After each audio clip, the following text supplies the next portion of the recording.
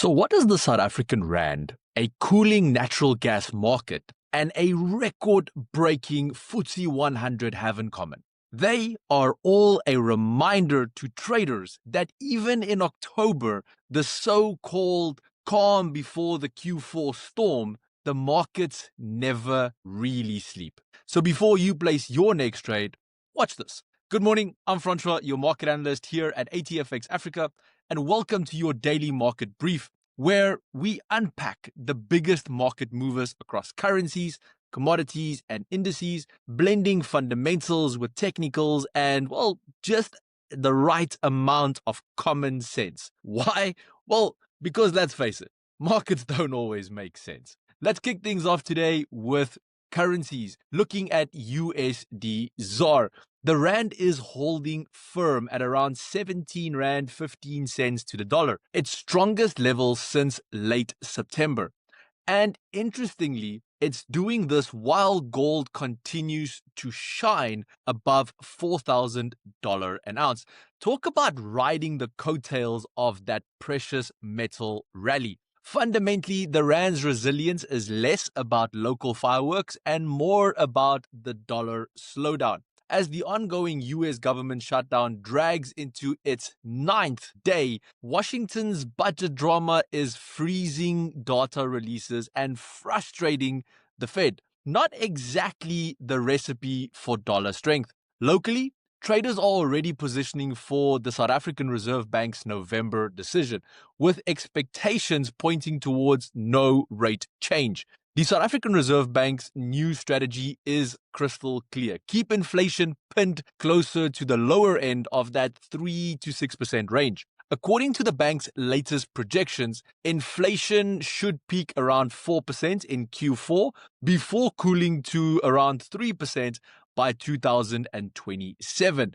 A sign of quiet confidence from Pretoria. But not everything is sunshine and gold bars. Attention is now shifting to the US-South African trade relations after the expiration of the South African Growth Opportunities Act last week. That agreement provided duty-free access for roughly 17% of South African exports, including vehicles and textiles. President Trump reportedly supports a 1-year extension, but with Washington's shutdown, progress is, well, let's say, on hold indefinitely.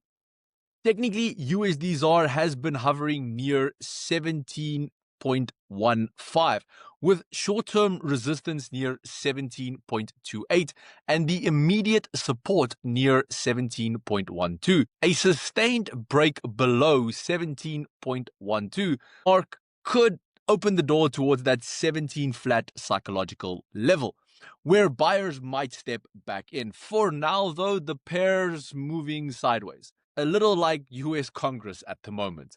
Moving over to commodities, natural gas prices slipped to around $3.13 per million British thermal units, down just 0.6% on the day. So on the surface, that seems minor, but if we zoom out a little bit, the story gets a lot more interesting.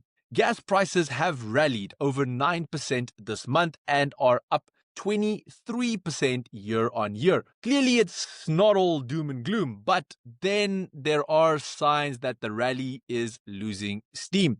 Fundamentally, output is in the lower 48 states of America has been easing, now averaging 106.4 billion cubic feet per day, down from that record highs earlier this year. Yet, storage remains about 5% above seasonal norms, giving the market a more comfortable cushion heading into winter. The weather outlook is also mixed. Generally average conditions through late October, though some cooler spells could lift heating demand in the short term.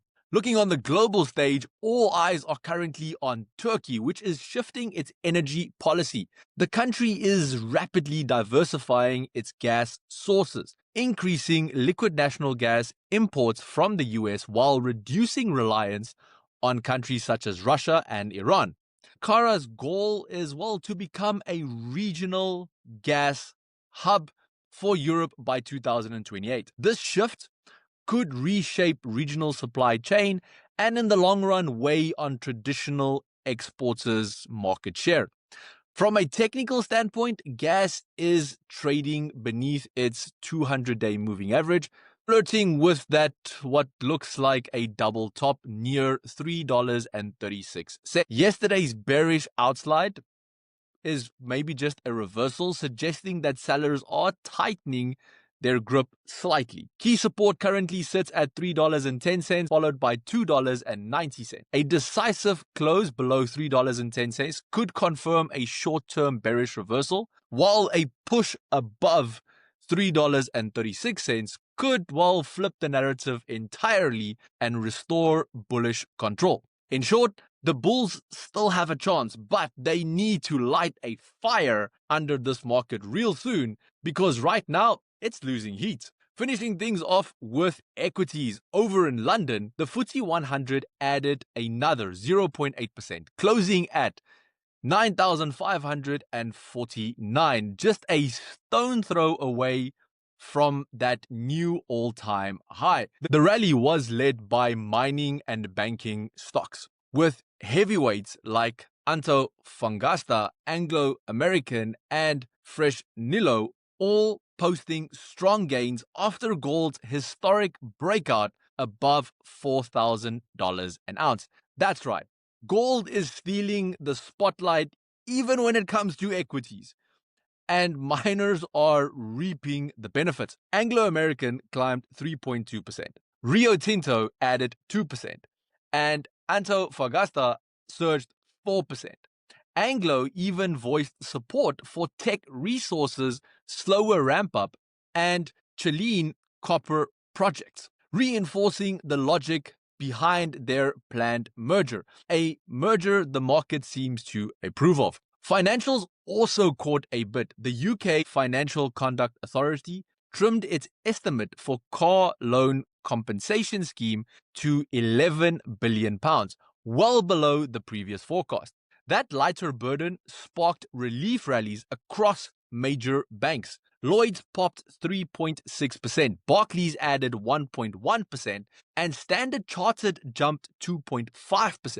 Technically, the FTSE's momentum remains firmly bullish. The index has climbed 3.3% this month and nearly 16% year on year. Impressive for an economy that's still struggling with or juggling inflation and interest rate uncertainty. Immediate resistance now sits near 9,577, with support around 9,480. So if momentum holds, traders might start eyeing that 9,600 mark. But keep in mind, markets at record highs are like tightrope walkers. They look amazing when they're up there, but balance is everything. So to recap, the rand's standing tall thanks to gold's glitter. Gas prices are losing their spark under resistance, and the FTSE just keeps writing its own record book. Tomorrow, though, the spotlight could shift dramatically. We'll be watching Jerome Powell's speech and any new signals on Fed policy, because when the Fed chair speaks, even the calmest markets tend to sit up straight. And who knows, hopefully we will actually get an NFP report tomorrow. And if so, I will be analyzing that live here on the ATFX Africa YouTube channel with each and every one of you. And with that, we wrap up your daily market brief, brought to you by ATFX Africa, the broker that gives you an edge in today's markets. Head over to ATFX Africa by clicking the link in the description and go and experience the difference for yourself. Traders, until next time, stay sharp, stay focused, and trade smart.